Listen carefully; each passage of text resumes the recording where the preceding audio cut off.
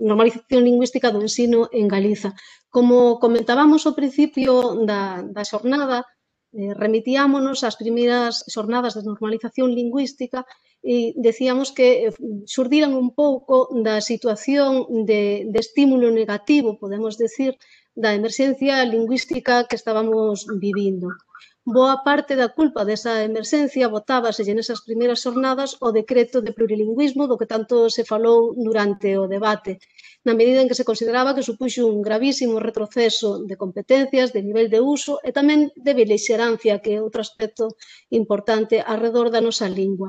Desde as primeiras xornadas do pasado curso valorábamos que era necesario facer un chamamento concreto á derrogación deste decreto.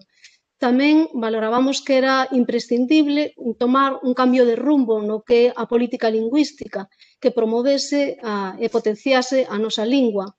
É dicir, por parte das administracións ten que haber un paso adiante para mellorar esta situación, para realmente revertela.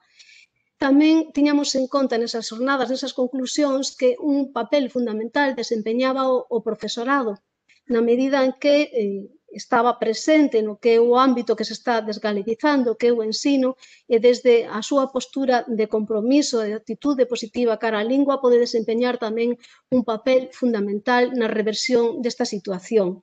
E tamén concluíamos, e a isto queremos chegar, que desde as entidades organizadoras trataríamos de botar a andar un modelo de normalización lingüística. De aí naceron as bases que hoxe presentamos. Ese modelo tiña como principais cometidos pois que se implantase a lingua galega en todas as materias, en todos os niveis, tamén naquelas en que está prohibida a súa impartición, aínda que a compañeira representante do grupo parlamentario do PP non parecía coñecelo, non según se manifestou no debate. Ben, tamén procuraríamos, dicíamos naquel momento, acadar o maior consenso social e o maior número de respaldos posibles para estas bases, como así foi e tamén se comentou durante a xornada da mañá, durante o debate. Sabedes que estas bases foron impulsadas pola Mesa pola Normalización Lingüística, respaldadas por sindicatos, por suposto pola Figansino tamén, por movimentos de renovación pedagóxica como Nova Escola ou SPG e polas AMPAs galegas. Ben, podemos dicir logo que as xornadas organizadas por nós o pasado ano foron o xermolo ou a base da que xurdiron estas bases para a normalización lingüística do ensino en Galiza que hoxe nos vai presentar o noso secretario nacional, o secretario nacional da Figansino, Suso Bermello, que nos falará un pouco da súa presentación, explicarános un pouco o seu contido e a súa trayectoria. E sen máis, lle damos a palabra entón a Suso Bermello. Esa palabra, Suso, grazas. Grazas, Ana, grazas a todos e a todas por participar, todos e todos vos, nestas xornadas. Eu non sei o que opinaredes, permitideme este introito sobre o debate anterior, non é o momento agora, pero a mí pareceme claramente enriquecedor que un cento de persoas, lamentablemente poderíamos ser non un cento, sino miles delas, podemos escutar de primeira man cal é a opinión das nosas representantes políticas ao respecto da situación da lingua no ensino.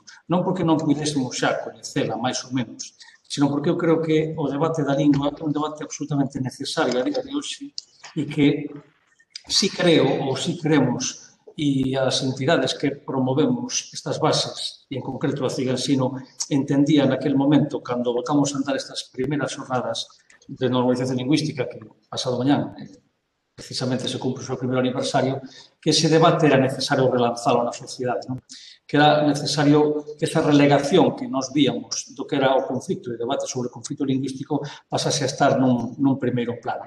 Vencendo, por utilizar o vocabulario habitual no día de hoxe, un certo confinamento dese debate en aqueles espazos máis avanzados, sexan no ámbito sindical, sexan no ámbito da renovación pedagóxica ou sexan en ámbitos incluso políticos, pero non en todos, evidentemente, queríamos desconfinar e, polo tanto, pasar a unha fase onde, sen desmerecer e sen obviar que ten que manterse unha resposta contra a situación actual, tamén tiña que existir unha parte propositiva moi importante, non?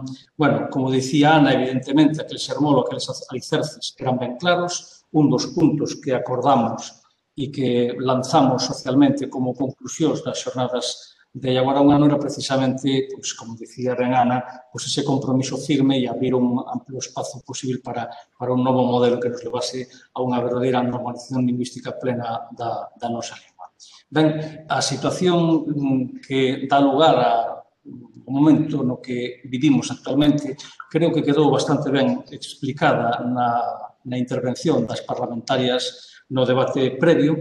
En todo caso, quero facer mención a un elemento que me parece sustancialmente moi importante ao respecto do decreto 79/2010, non? Que dá lugar a esta reflexión que todas e todos fixemos durante esta última década, e é o seguinte: en aquel momento, o que di o decreto na súa fase expositiva é algo moi claro, non? Di que considera unha eiva do decreto anterior, do decreto do ano 95, que non se establecera, perdón, do decreto do 124/2007, que non se establecese un número ou porcentaxe mínimo de materias en castelán. Por lo tanto, a concepción da que se parte naquela altura é que hai dúas linguas que están totalmente en pé de igualdade e, por lo tanto, teñen que ser tratadas por igual. E, por lo tanto, tense que marcar tense que fixar un marco en donde tamén exista unha protección para o castelán. E como algunha das persoas que previamente fixo preguntas ás tres parlamentarias identificaba como unha anomalía, como se pode tratar igual o que é desigual, pois é obvio que ese decreto de plurilingüismo o que fixo foi reforzar esa idea base, esa idea forza que a partir do ano 2009 lanza o Partido Popular de que hai unha imposición do galego e hai unha situación de perigo do castelán e, por lo tanto, hai que defender o castelán. Non? Aquela altura, a altura do 2009, foi, evidentemente, no campo da lingua, pois unha convulsión, non? Pero, cando analizamos a situación sociolingüística e a situación actual da normalización lingüística do ensino, eu creo que temos que ter unha ollada de máis longa trayectoria. Non? É certo que moi boa parte dos males que a día de hoxe padecemos proveñen da situación derivada do decreto de plurilingüismo, pero o que levamos vivido neste país son 4 décadas de autonomía. Esas 4 décadas de autonomía foron, na inmensa maior parte, todas gobernadas por un único partido político. Non? E podemos falar que tamén con unha mesma dirección prácticamente única na política lingüística. Non? Hai unha paréntese que tamén se evidenciou nas intervencións anteriores. Esa paréntese, basicamente, se concretaría co que foi o goberno bipartito, pero hai que ter tamén en perspectiva que non foi exclusivamente así, sino que, con anterioridade, no ano 2004, e ainda estando Fraga Iribarne ao frente, é cando se aproba ese plan xeral de innovación lingüística. Supoño que a moitas e a moitos, a min o primeiro, a sensación que nos queda a día de hoxe é que os que defendemos como un valor mínimo indispensable a día de hoxe a legalidade vixente, sexa aquela lei de normación lingüística da que se van cumprir este ano 38 anos, aquel plan xeral do 2004, somos precisamente os que creíamos que toda aquela legislación previa era claramente insuficiente. Non? E digamos que as organizacións que durante todos estes anos, estas décadas, pilotaron, exceptuando aquela paréntese que facía referencia a toda a política lingüística deste país, pois son as que a día de hoxe argumentan que non hai ningún tipo de problema, cando creo que todos os datos obxectivos nos levan ao que definimos hai xa un par de anos como unha clara emerxencia lingüística. Non? Bueno, hai as evidencias máis alá das discrepancias que pudemos observar no debate anterior sobre cifras do IGE, etc. Bueno, con independencia diso, eu creo que as evidencias son clarísimas. Non? Calquera que viva nun ámbito urbano ou vilego, porque a día de hoxe a presenza mayoritaria, moi mayoritaria, nas crianzas e na mocidade, en prácticamente todos os ámbitos de vilas de medio tamaño é tremenda, a favor do castelán. Calquera que coñezamos esa realidade, sabemos que a día de hoxe non se cumpre a lei. Sabemos que a día de hoxe, cando o alumnado remata a súa escolarización, non ten competencia plena en lingua galega. Sabemos que a día de hoxe o propio alumnado que sae das facultades de Ciencia da Educación por falar estrictamente do ámbito educativo, ten moi serios problemas para desenvolverse correctamente na nosa lingua e eses son os futuros docentes. E aí hai tamén unha eiva de formación que evidentemente é produto de todos estes anos, non? De todos estes anos de política lingüística. Ben, polo tanto, hai unha serie de datos que eu recoñezo que hai xente que nega estes datos, e acabamos de ver, non? Pode ser deputado do Partido Popular, secretario de Política Lingüística, que hai un ano tamén negaba esta realidade, e prácticamente recordo que, tanto no caso do que nos dixo Valentín García hai un ano, como o caso que nos acaba de comentar Sandra Vázquez, agora é curioso que son dúas persoas que proveñen dun ámbito rural, vilego, e ambas as dúas persoas falan dunha realidade, a súa próxima, e pretenden facer unha categorización sobre a situación da lingua no noso país, supostamente, digo supostamente, da realidade que les coñecen. Bueno, eu, como moita xente, provemos dun ámbito urbano e nese ámbito urbano, desde logo, a realidade que vemos e coñecemos é radicalmente distinta. E despois, bueno, pois polo papel que desempeñamos, como sindicalistas, como persoas que participamos en momentos de acción pedagóxica, temos tamén unha visión máis global que máis alá do que faga a demoscopia e os estudos sociolingüísticos é a propia realidade que palpamos e vemos nos centros educativos, non? E que tamén moi ben se evidenciou nas xornadas de agora un ano, non? Onde a presenza do idioma está clarísimamente relegada con esas cifras tan alarmantes de que solamente entre un 5 e un 7% das aulas de infantil se imparten con presenza da lingua galega no ámbito urbano, ou o feito, por exemplo, de que esa cuarta parte de alumnado que remata eso ten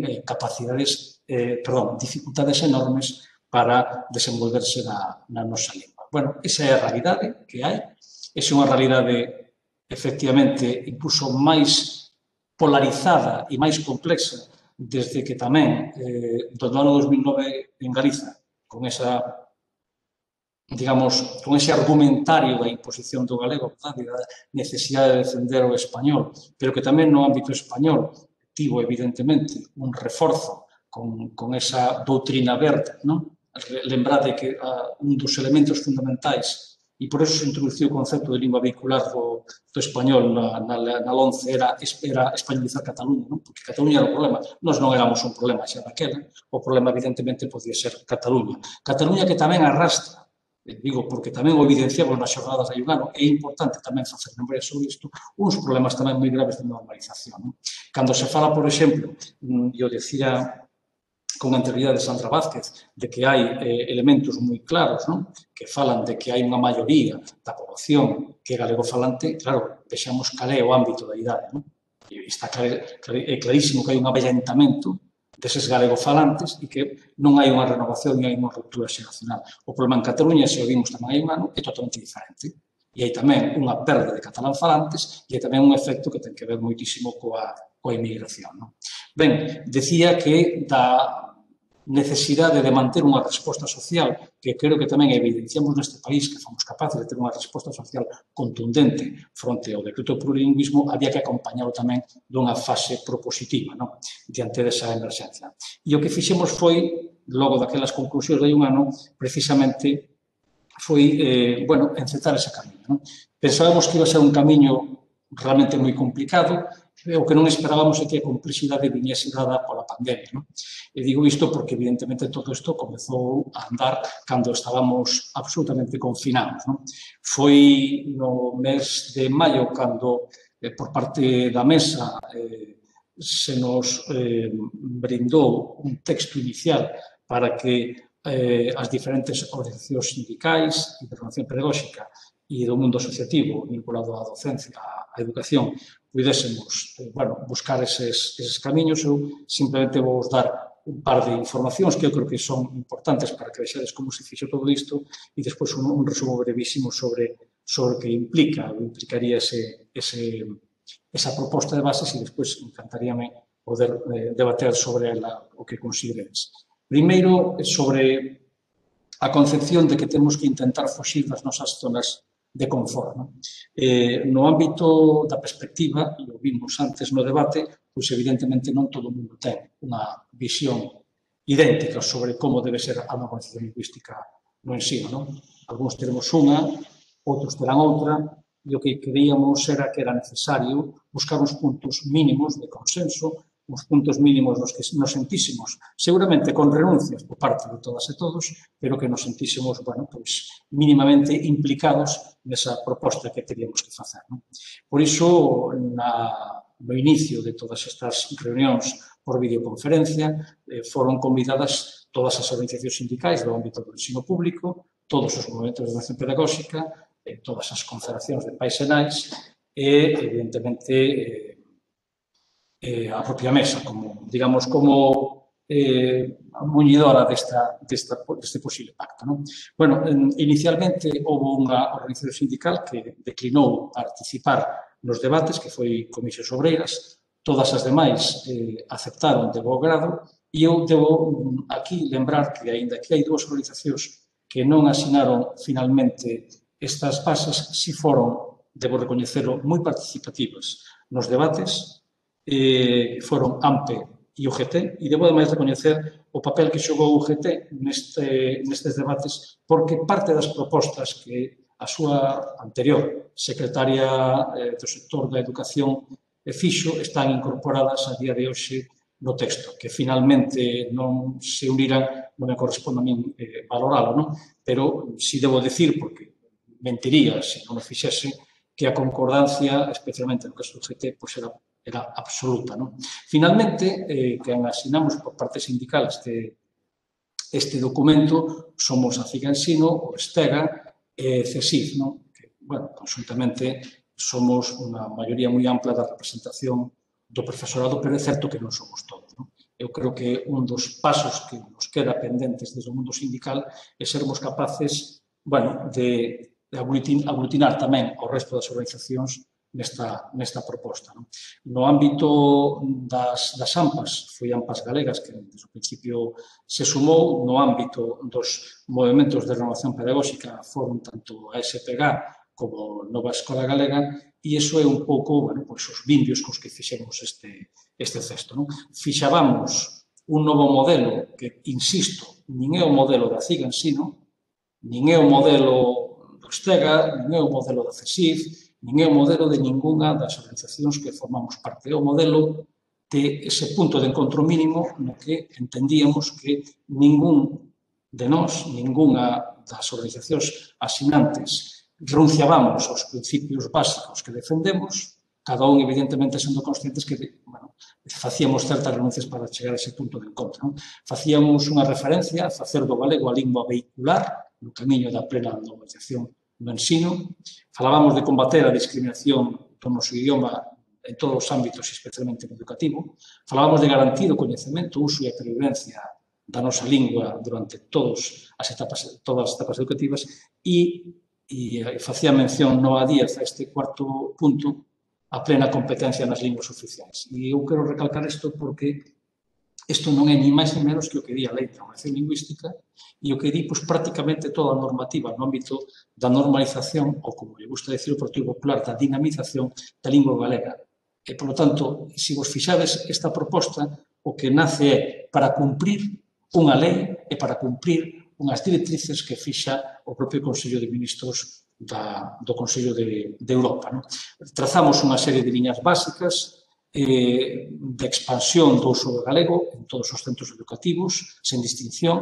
Non estamos falando, evidentemente, só do ensino público, falamos de todos os ámbitos, falamos de todo o que é o ámbito da comunicación en todos os centros, en todo tipo de actividades, sean extraescolares, complementarias ou as propias actividades lectivas ordinarias, e, evidentemente, facíamos unha mención especial ao que é a participación, a sensibilización e a complicidade social, non? Que é algo, basicamente, fundamental.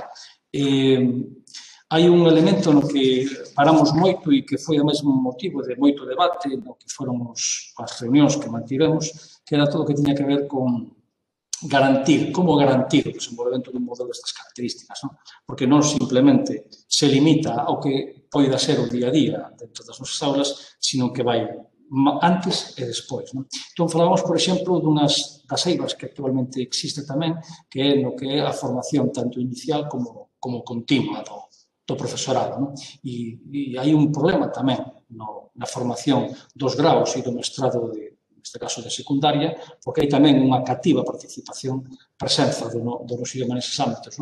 E, desde logo, os plans de estudios tamén terían que modificarse para que, da mesma maneira, por exemplo, que en determinados ámbitos moitas veces dicimos que ten que haber unha adaptación da formación do profesorado para atender, por exemplo, as necesidades educativas especiais, que é algo do que a día de hoxe adoece a formación do profesorado, pois evidentemente tamén desde a perspectiva sociolingüística tamén é moi necesario reforzar esa formación inicial continua. Tamén no acceso á función pública docente. Hoxe en día, o acceso á función pública docente limítase para aquelas persoas que non teñen o equivalente ao Cerca 4, é dicir, que non cursaron os seus estudos en Galiza para entenderlos, que non teñen o bacharelato cursado no noso país, a unha proba de galego.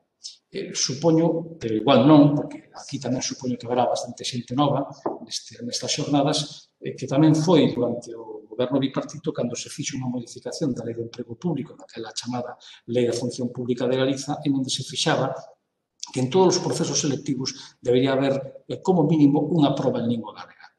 Ben, eso foi unha das primeiras reformas que tamén tirou abaixo o Partido Popular a partir do ano 2009 e entendemos que tamén sería moi oportuno que en todos os procesos selectivos, nos que, como sabedes, nas oposicións hai como mínimo sempre dúas probas, pois que como mínimo unha delas fose en lingua galega.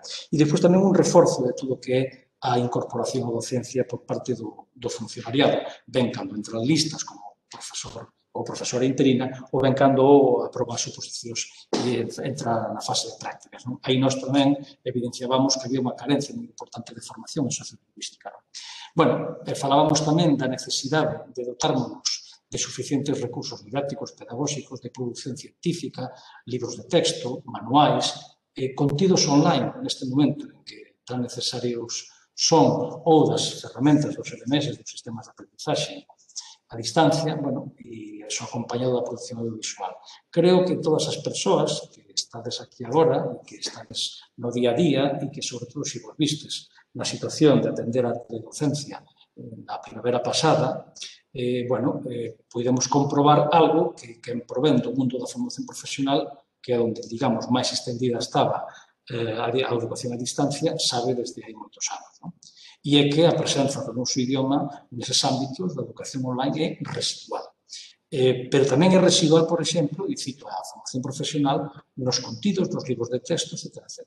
Entón, evidentemente, non abonda con que dispoñamos dunha normativa que hai que impartir determinadas áreas en lingua galega, que a lingua galega debe ser vehicular en determinadas materias, senón que, ademais, tamén eso todo hai que respaldalo con, evidentemente, un soporte, ben sexa de material, de producción propia ou ben sexa dos necesarios acordos aos que se poida chegar con editoriais, con entidades e organizacións e empresas de todo tipo para poder dotármonos de toda esa aparataxe, de todos esos materiais e recursos que precisamos para facer o noso traballo sen os problemas que a día de hoxe temos, que temos unha capacidade enorme, facilísima para atopar recursos en castelán e en inglés para calquera ámbito de coñecemento, pero temos moitísimos problemas para atopalos na nosa lingua.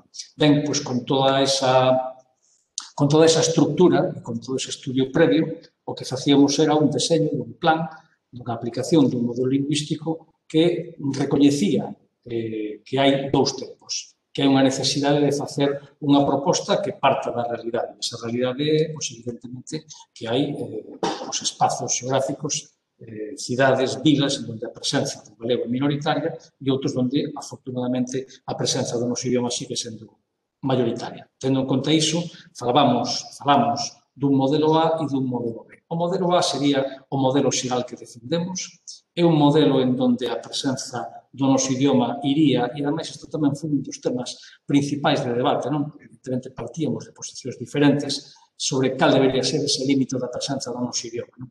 Bueno, entón, pareceunos que ese límite, primeiro, non o deberíamos fixar nun acordo destas características, como ben vos indico, partíamos de posicións diferentes, senón que deberíamos deixalo o que é o límite do marco legal.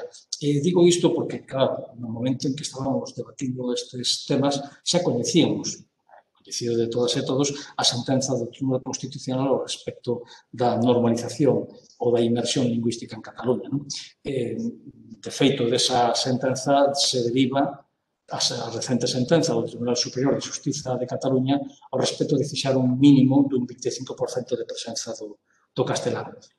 Bueno, con independencia do que a cada un de nós nos pode parecer, evidentemente estou moi en desacordo con esa sentenza, pero iso non, como digo, este modelo non é un modelo que nin responda a posicións a priorísticas dunha organización sindical, por moi mayoritaria que poida ser, sino que buscaba era un consenso. Por tanto, a todos os que asinamos e algún dos que non asinaron, parecíanos moi correcto fixar ese tope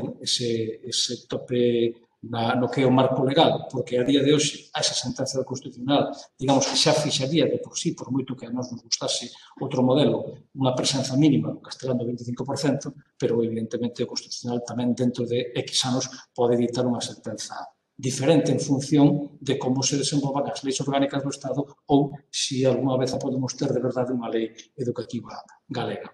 E despois estiría o que é o modelo B. O modelo B é un modelo de transición e pretendíamos que fose un modelo de transición moi rápido porque, evidentemente, é obvio que a situación do noso idioma non ten absolutamente nada que ver, antes falábase tamén no debate coa situación do euskera. Aquí hai, evidentemente, un contacto moi claro entre as dúas linguas e a día de hoxe non habería ningún tipo de problema para que en un breve, moi breve espazo de tempo, que podría ser 2 anos tranquilamente, se pudera pasar a un modelo A por parte de todas as etapas educativas.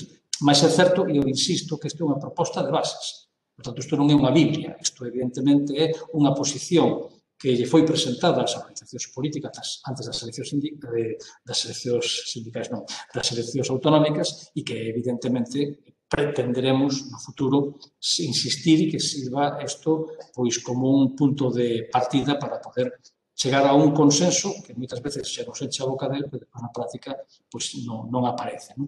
Ben, nesa fase transitoria, nese modelo B, facemos unha diferenza entre educación infantil en donde non fixábamos ese espazo temporal, en donde falábamos de que nos ámbitos en donde a presenza do noso idioma fose mayoritaria, evidentemente, aí xa se aplicaría o modelo A, e donde fose moi minoritaria, que estamos pensando, evidentemente, no ámbito das grandes cidades, pois é obvio que se implantaría ese modelo B en un incremento progresivo, sen fixar un período máximo para o modelo A.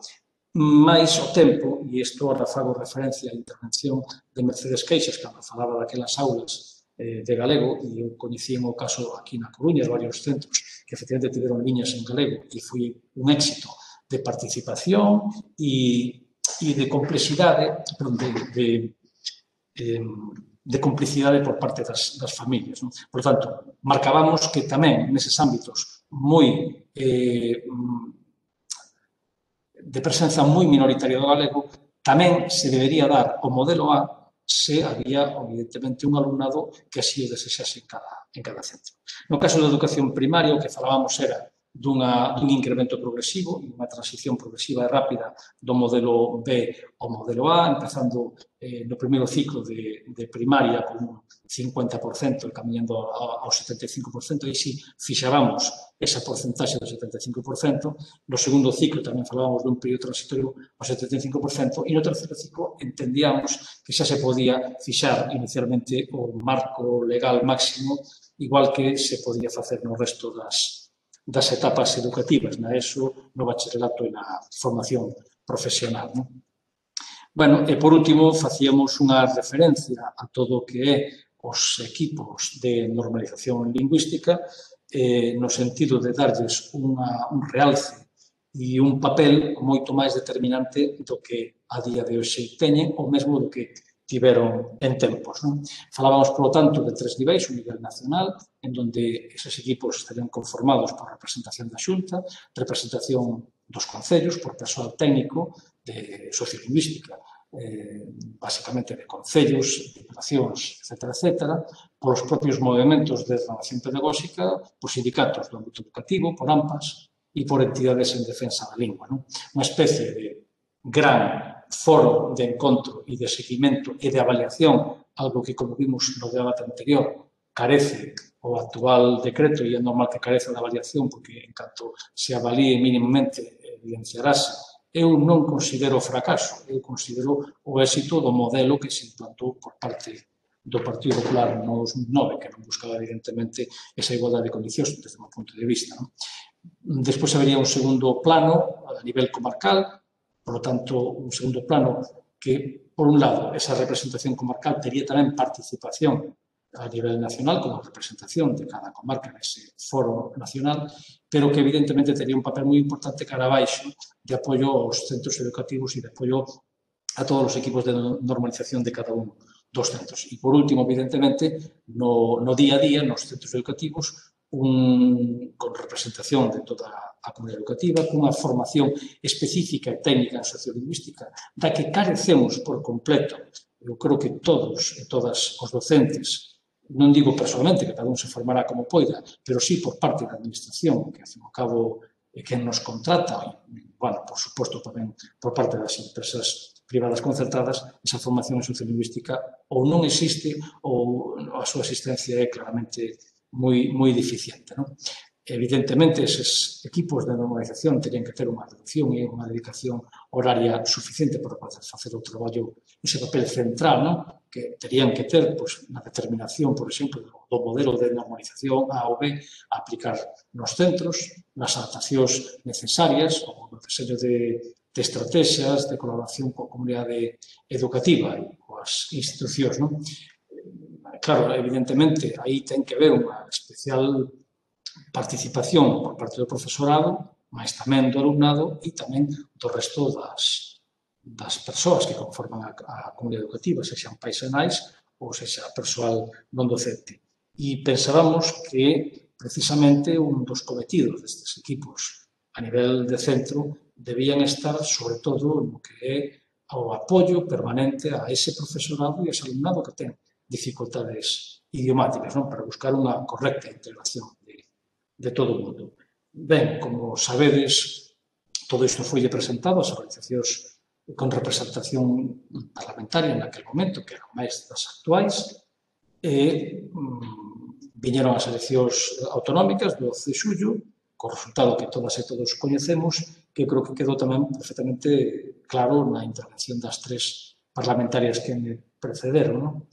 Eu creo que agora, a partir deste momento, estas bases, desde logo, se a nosa intención, temos que relanzalas, creo que teñen que servir como un argumento para que entendemos que a situación de emerxencia require de buscar os maiores consensos, os máis amplos consensos, pero sen renunciar en ningún momento a cuestións fundamentais como é, como decía antes, que non se pode tratar de unha maneira igual a que é desigual e que, polo tanto, cando antes se facía mención, por exemplo, a plans de dinamización lingüística no ámbito da mocidade, que creo que a diputada do Partido Popular mencionou, pois non sei cantas veces, pero un bon número delas, que maior plan de potenciación do noso idioma pode haber, que incrementar a presencia do noso idioma nas aulas de infantil, que permitir que o noso idioma sexa un idioma vehicular nas áreas nas que a día de hoxe está proscrito, nas áreas técnico-científicas. Por lo tanto, debemos activar a resposta, debemos desconfinar a resposta a unha situación dramática para a nosa lingua e debemos tamén armar a proposta. Estas bases buscan iso. É certo que nos gustaría que o consenso fose ainda maior do que é e, desde logo, esperamos que poda serlo, mas creo que a pluralidade das organizacións que demos o paso para suscribir estas bases creo que está fora de toda dúbida, E creo que se evidenciou nas propias propostas que cada unha de nós, destas organizacións, fomos capaces, como dicía ao principio, de sair desa zona de confort, na que, por unha cuestión de posición ideolóxica de partida, nos poderíamos sentir, evidentemente, máis cómodas. Creo que o momento para construir, para sermos un alicerce nunha nova política lingüística neste país, e en concreto no ámbito educativo, creo que é un momento para que nos reafirmemos aquelas organizacións e aquelas persoas que temos na defensa da lingua un elemento fundamental para facer o que facemos a día de hoxe, sexa como docentes, como representantes do profesorado, como políticos ou como técnicos de normalización, e creo que é un momento para reafirmar a nosa lingua. Hai un contexto político que non oculto que é complexo, moito máis do que era antes, pero creo que precisamente, con máis motivo, é unha razón para que nos reafirmemos nesas posicións. Entón, eu, pola miña parte, nada máis, creo que non me excedín, non o sei, a miña idea sería, por tanto, bueno, que creo que, igual que antes, foi moi enriquecedor o debate, pois, nada, estou aquí a vosa disposición e obrigado pola atención.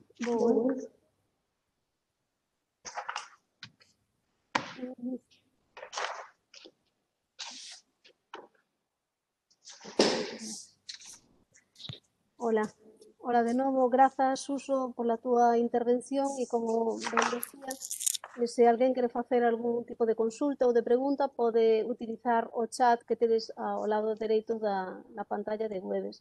Mentre estaba falando Suso, colgamos aí tamén a ligazón ao propio texto por se alguén tivese interese en consultalo, ainda que non sexa neste momento, pois noutro que podedes é copiar esa ligazón e pegala no navegador, porque directamente desde a plataforma non se activa. E de momento temos varias consultas que nos chegaron por este chat, traslado xa a primeira, Suso. De Celia Armas, que nos di: a posición do PP a respecto do galego e da súa presenza na educación é ben coñecida. Ademais, actualmente, a radicalidade enfermiza en contra da nosa lingua, en particular por parte da extrema dereita, é máis manifesta que nunca. Con este panorama, que futuro ten a proposta de bases presentada antes dos resultados das eleccións autonómicas? Se nos deixamos levar pola desesperación, poderíamos dicir, sinceramente, que ninguna, non? E entón recolleríamos e marcharíamos. Eu, sin embargo, creo que hai que ser optimistas. Eu creo que, evidentemente, a situación actual no país, o contexto político actual, logo das últimas eleccións, non nos fai pensar moi positivamente, non? E, desde logo, o que aconteceu coa ruptura da dereita, digamos, clásica e coa aparición de forzas que ven desde un ámbito, digamos, máis estrictamente liberal, como é Cidadáns, ou máis estrictamente da ultradereita, como é Vox, están unidos todos eles por unha urdimbre, non? Que é a defensa da españolidade e a defensa, neste caso, do idioma español en detrimento da nosa lingua, non? E do resto das linguas do Estado, non? Que defendemos que queremos ter exactamente os mesmos dereitos que os que ten un madrileño de Madrid ou unha murciana de Murcia e que, por tanto, o noso idioma teña exactamente os mesmos dereitos e as mesmas obrigas que ten o español, evidentemente, non vivimos agora mesmo o mellor dos momentos, non? Mas eu creo que temos que ser, digo, optimistas no sentido realistas, no sentido da dificultade do momento. Creo que, ademais, Vox é a excusa perfecta no noso país para que o Partido Popular figure como unha especie de posición morna, facer ver que a súa política lingüística podría ser aínda moito peor se Vox tivese entrado no Parlamento e tivese sido, digamos, o caxato no que se apoyase o Partido Popular para ter un goberno, e creo que, ademais, eso é probable que fose certo, e creo que con iso, evidentemente, o Partido Popular é moi probable que xogue nos próximos meses en canto, bueno, aquelas organizacións que entendemos que debemos reforzar o debate da presenza da nosa lingua, pues, seguramente vai ser parte do seu argumentario, porque creo que o teñen relativamente fácil. Eu creo que o papel que aquí xogou, hai que decilo, non? Organizacións como a Mesa por a Normación Lingüística é fundamental. Creo que os ditames do Consello de Ministros, sen o traballo que se fixo desde a mesa, pois igual tamén serían moi difíciles de entender, non? Porque hai que ser capaces de desvelar todo o que hai debaixo da alfombra da situación do noso idioma. Moitas veces é moi complicado, sobre todo co papel que teñen os medios de comunicación, e o contexto político é terriblemente complexo, non? Vímolo agora mesmo coa aprobación da LOMLOE, unha normativa que prácticamente non trae novedades importantes ao respecto do que era a LOE e que se acaba de mostrar públicamente por parte da dereita como se fose unha auténtica revolución, cando desde logo calquera cousa menos isa.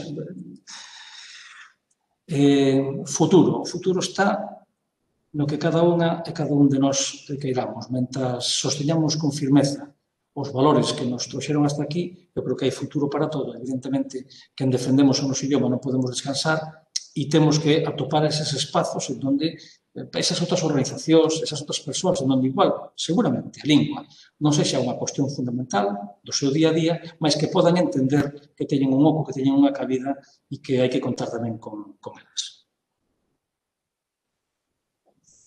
Ben, pois trasladoche agora unha pregunta un pouco longa de María Villaverde Lamas, que di o seguinte. Sabemos que a escola pública é na actualidade un axente españolizador para crianzas galegofalantes no ámbito bilego e citadino da Galiza. As poucas que entran co galego na escola saen co castelán. A miña pregunta é se o feito de termos co futuro inmediato un decreto máis favorable á promoción e protección do galego axudaría a reverter a situación e garantiría que nenas que entran co galego non saian só co castelán da escola. Desde o punto de vista da Figansino, que máis sería necesario para que esta tendencia españolizadora do ensino público en relación a crianzas galegofalantes? Sería suficiente con termos un decreto que dea máis apoio ao galego? Como facer para que o profesorado entenda, no caso de haber un mellor decreto para o galego, que a súa función para normalizar o galego é moi importante e a súa implicación para que se garanta o uso do mesmo nas aulas e nos centros é fundamental para dar exemplo de que o galego é útil e a rapazada se pode empoderar no seu uso. Estou totalmente de acordo co fondo das preguntas que fai, é dicir, co fondo do que pensa María, que é obvio que pensa, e estou totalmente de acordo. Non vai haber nunca ningún decreto, por moi próximo ás ideas máis avanzadas en defensa da normalización lingüística que por sí só poida salvar a situación que vivimos actualmente. Hai unha experiencia previa. A experiencia previa, eu creo que a todos e a todas nos debe ser. A experiencia previa do 124, do decreto do ano 2007. Eu non sei vos, na vosa vida profesional, nos vosos centros de traballo. Eu coñecí personalmente a bastantes persoas que son castelanfalantes, que na súa vida ordinaria falan sempre ou case sempre en castelán, que eran profesoras e profesores de matemáticas, de física e química, que nunca tiveron a necesidade de impartir a súa materia en lingua galega, entre outras cousas tamén porque estaban nun ámbito castelán-falante, por tanto, todo era comunidades, todo era zona de confort. Bueno, eu coñezo moita desa xente que, en canto se publicou o decreto, pasaron a dar, algunhas delas con moitas dificultades, clases en galego. E que, en canto apareceu o decreto de plurilingüismo, deixaron de facer. E creo que é un comportamento moi habitual. Comportamento moi habitual en que, en canto unha norma se implanta, hai moitas persoas que entenden que teñen que cumplirla e a cumplen. Sin ningún tipo de problema, nin de condicións, digamos, despectivas que haga o seu idioma. É a facilidade que podemos ter. Agora ben, nin o problema de desgaleguización da nosa sociedade é exclusivo da escola, nin a escola vai ser o único campo de batalla, se mo permitides, neste conflicto.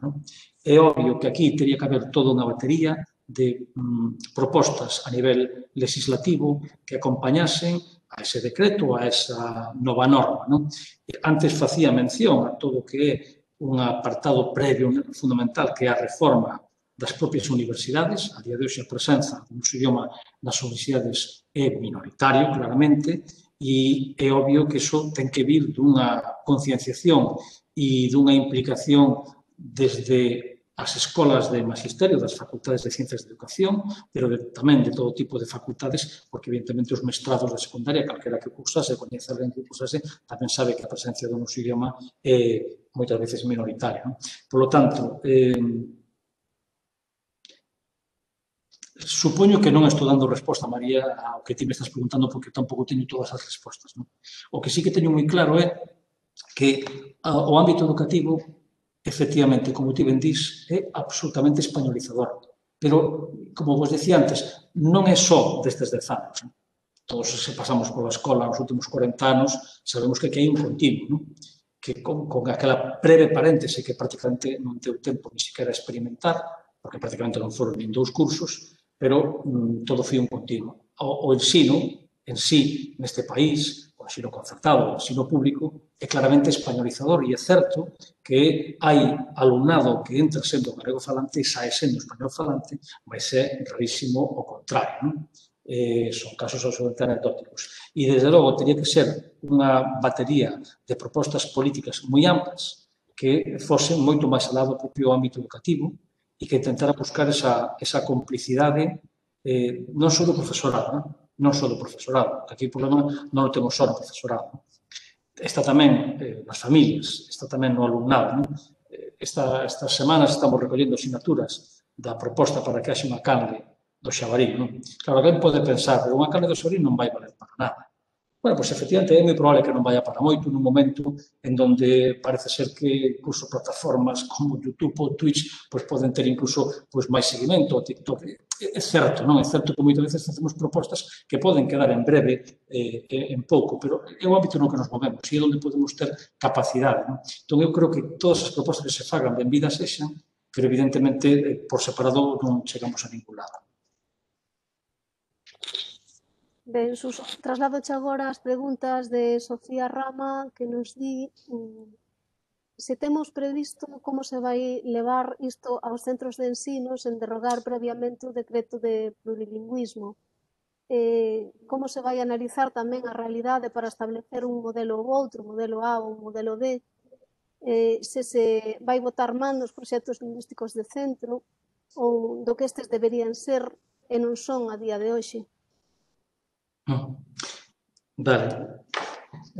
Sobre estas cousas, Sofía, dous apuntes. A ver, isto non o imos levar aos centros do ensino porque isto non forma parte, digamos, dunha campaña de aplicación directa nos centros educativos. Porque se así fose, desde o meu punto de vista, cometeríamos un erro, non? E cometeríamos o erro, bueno, pois, de que, aínda que determinadas organizacións sindicais en determinados momentos de renovación pedagóxica e ambas podamos estar de acordo nun modelo, o certo é que hai unha legalidade a día de hoxe.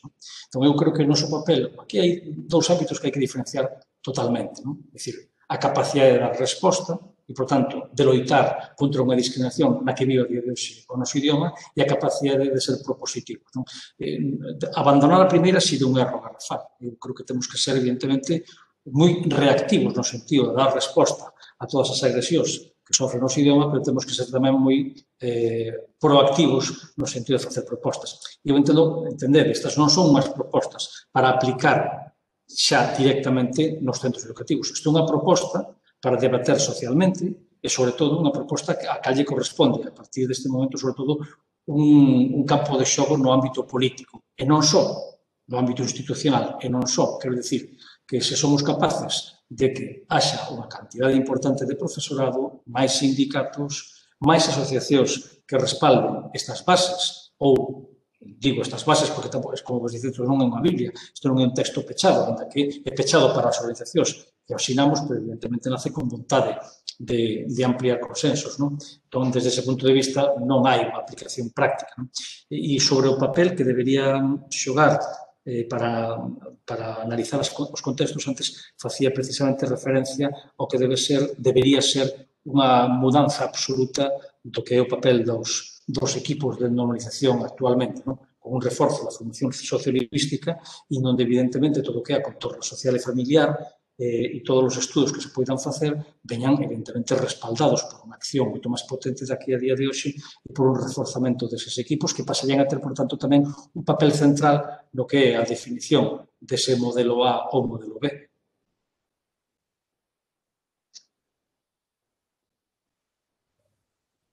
Ben, grazas, Suso. Trasladoche outra intervención, neste caso de Xosé Manuel Vidal, que nos di que, antes de nada, moitos parabéns por esta imprescindible proposta de bases. A proposta está feita, mas se se converte en decreto non está na nosa man, pois é responsabilidade única do Executivo, con acordo parlamentario ou sen el. A actitude deste goberno é a que é e non se percibe ningún sinal de que vai a mellorar. Entón, paralelamente a seguirmos propondo e reivindicando, como poderíamos mellorar a intervención no ensino neste marco? Como poderíamos implicar máis o profesorado en equipos directivos na súa responsabilidade como axentes normalizadores?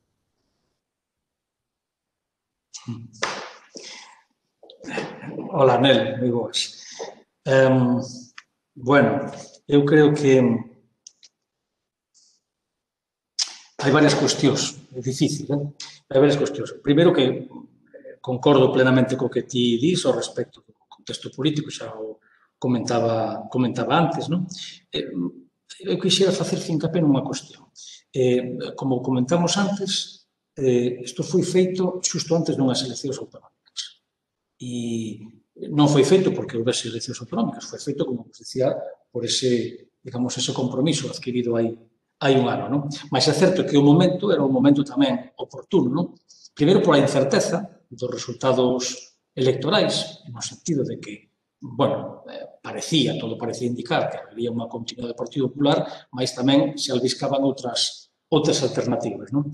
E desde esa perspectiva interesábanos moito poñer no centro do debate algo que comentaba antes ao principio, non sei se opinaré de que me estades sobre todo mesmo, pero tanto no ámbito político como en casi todos os ámbitos, o debate da lingua estaba relegado. É como se todo o resto dos temas secundarizaran o problema e o conflito lingüístico.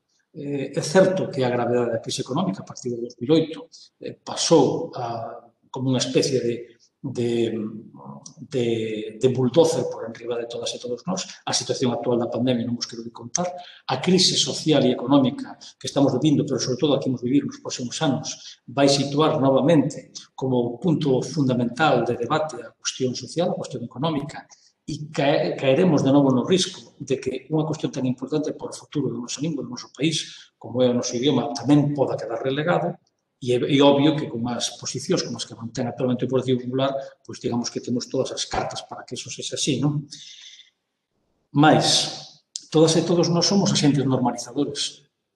Somos agentes normalizadores, primeiro, os que fomos educados en castelán, que demos o paso a ser galegofalantes. Somos agentes normalizadores os que lles falamos desde o primeiro día aos nosos fillos en galego, non?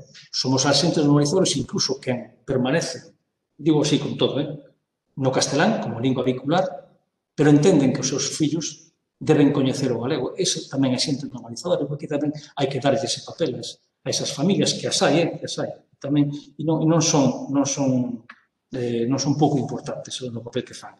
E a día de hoxe, eu creo que a día de hoxe hai tamén un elemento moi importante, preocupante, non? E é que nós, como docentes, non somos máis que un reflexo da propia sociedade, non? E, por tanto, se se produce unha perda de galegofalantes e unha españolización da sociedade, eso ten tamén un reflexo nos nosos claustros, non? Non, eu creo que aí hai un traballo fundamental que hai que facer, que creo que é un traballo que, e creo que no caso de Nel é un bo exemplo del, non? De que hai que facelo desde a empatía, desde o consenso, desde buscar acordos amplios nos claustros e intentar algo que antes comentaba ao inicio destas xornadas Ana, cando explicaba tamén a existencia destas xornadas, non? E que nos debates internos que tivemos no seu día tamén no sindicato e coa SEPG para poñer en marcha isto, falábamos a normalización lingüística, e supoño que seguramente algúns dos que estades aquí, se xades profes de galego, non son, non pode ser cousa vosa. A normalización lingüística nos centros educativos temos que sermos capaces de afastala, de que sexa un tema exclusivo. Isto é o de galego. Entón, é un elemento fundamental, un momento casi de mudar tamén a nosa forma de pensar, no sentido de que se non somos capaces, nós mesmos, de convencer aos nosos compañeros nos centros educativos da importancia que ten o noso idioma e da importancia de que traballemos no noso idioma, evidentemente, se nós, no noso papel activo como agentes normalizadores, non o cumprimos, evidentemente, e en resposta, enlazando co que dicía antes María, os decretos de pouco valerán.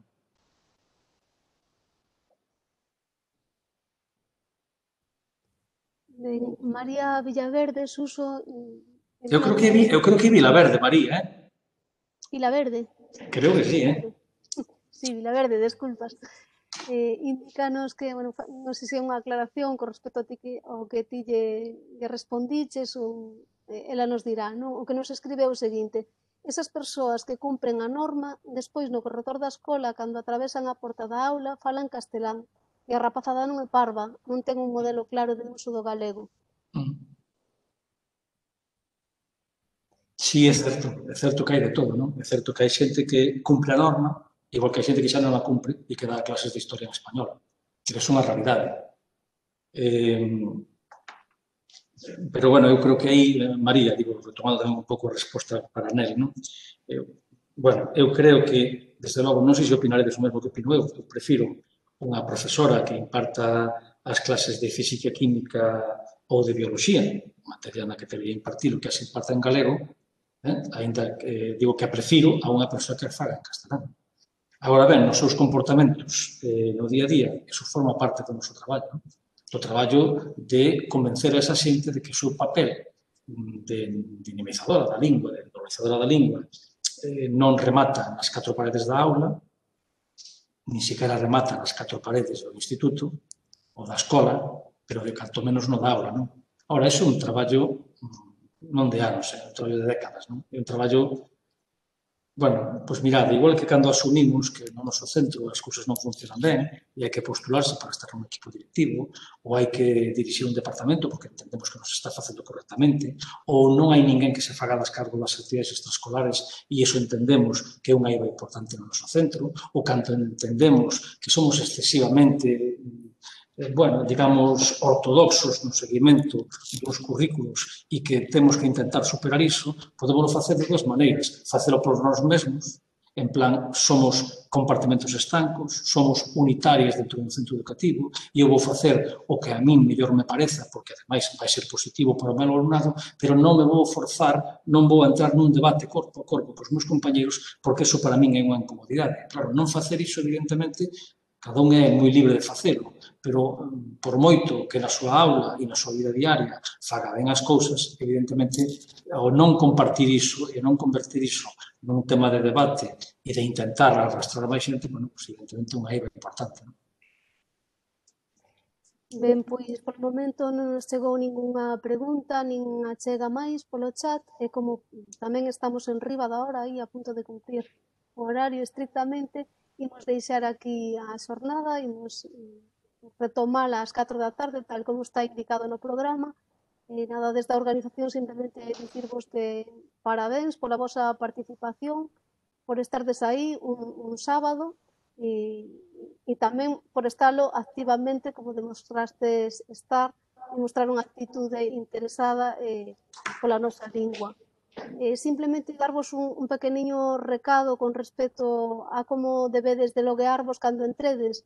Hai algunhas persoas que se loguean con nomes extraños, por exemplo, adultos, acabamos de ver aí un pouco. Entón, cando volvades a conectar, por favor, facedeo co voso nome e apelido correctamente. De acordo, nada máis entón. Moitísimas grazas, Suso, e vémonos ás 4 da tarde de novo. Moitas grazas a todas e a todos.